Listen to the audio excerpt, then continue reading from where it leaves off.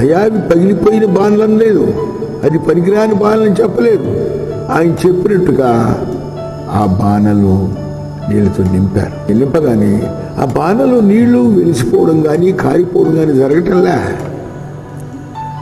ప్రభువైన క్రీస్తు పనివారిని పిలిచి ఆ నీరు ఇప్పుడు తీసుకుని వెళ్ళి విందు ప్రధానికి ఇవ్వమని చెప్పినప్పుడు పీకల వరకు నింపినటువంటి ఆ బాణలో నీళ్లు ముంచి తీసుకువెళ్ళి విందు ప్రధానికి ఇచ్చినప్పుడు ఆయన దాన్ని రుచి చూచినప్పుడు ఆశ్చర్యపడ్డాడు.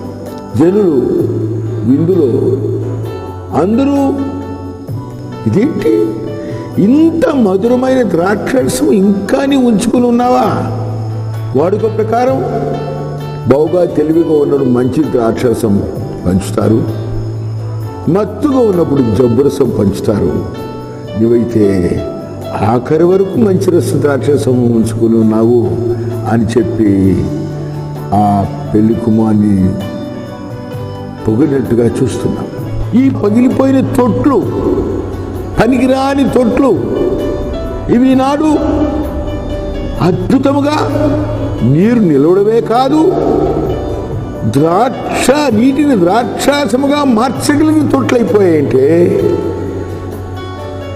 ఆ తొట్లలో బాణంలో ఉన్నటువంటి ప్రత్యేకత కాదు, ఆ నీటిలో ఉన్న ప్రత్యేకత కాదు, ఆ పంచిపెట్టిన వారిలో ఉన్న ప్రత్యేకత కాదు, ఆ విందు ప్రధానిలో ఉన్న ప్రత్యేకత కాదు, లేదా పెళ్లి కుమారులో ఉన్న గొప్పతనం కాదు. ఆదేశం ఇచ్చిన ప్రభు యొక్క మాటలో ఉన్న గొప్పతనం. దేవునికి స్తోత్రం.